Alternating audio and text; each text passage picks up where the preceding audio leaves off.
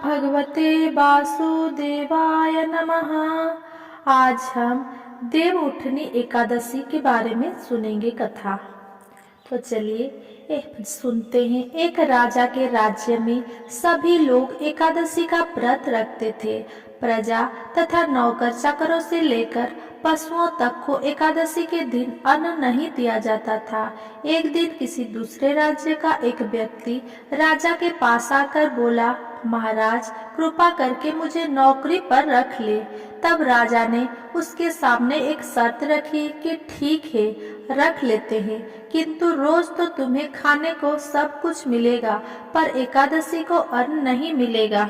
उस व्यक्ति ने उस समय हाँ कर ली, पर एकादशी के दिन जब उसे फलाहार का सामान दिया गया तो वो राजा के सामने जाकर गिड़गिड़ाने लगा, महाराज इससे मेरा पेट नहीं भरेगा, मैं भूखा ही मर जाऊंगा, मुझे अन्न दे दो।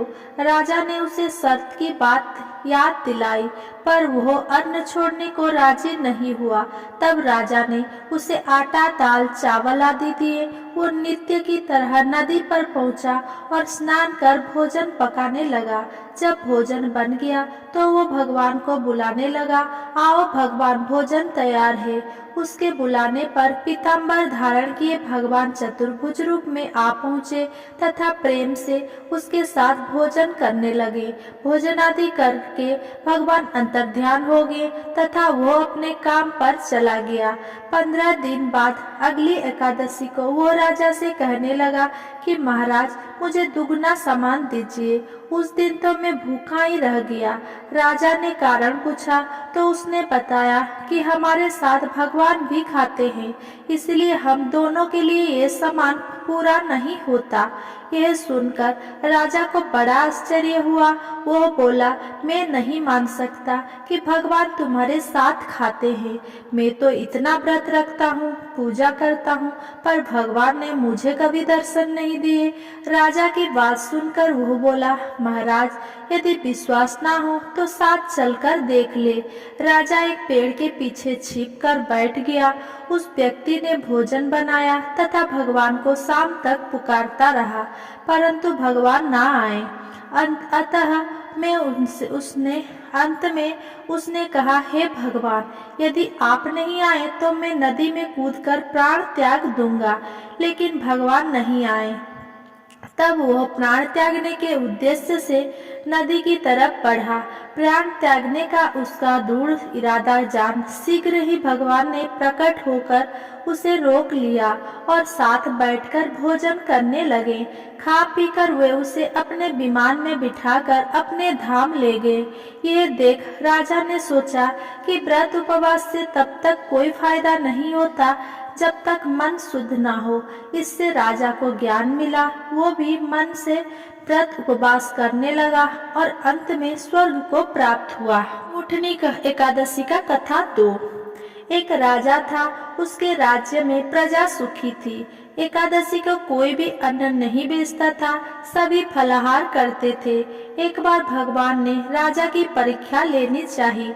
भगवान ने एक सुंदरी का रूप धारण किया तथा सड़क पर बैठ गए।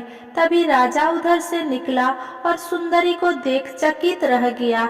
उसने पूछा, हे सुंदरी तुम कौन हो और इस तरह यहाँ क्यों बैठी हो? तब सुंदर स्त्री बने भगवान बोले, मैं निराश्रिता हूँ, नगर में मेरा कोई जाना पहचाना नहीं है, किससे सहायता मांगू? राजा उसके रूप पर मोहित हो गया था। वो बोला, तुम मेरे महल में चलकर मेरी रानी बनकर रहो। सुंदरी बोली, मैं तुम्हारी बात मानूंगी, पर तुम्हें राज्य का अधिकार मुझे सौंपना होगा। राज्य पर मेरा पूर्ण अधिकार होगा। मैं जो भी बनाऊंगी तुम्हें खाना होगा। राजा उसके रूप पर मोहित था, अतः उसकी सभी शर्तें स्वीकार कर ली। अगले दिन एकादशी थी।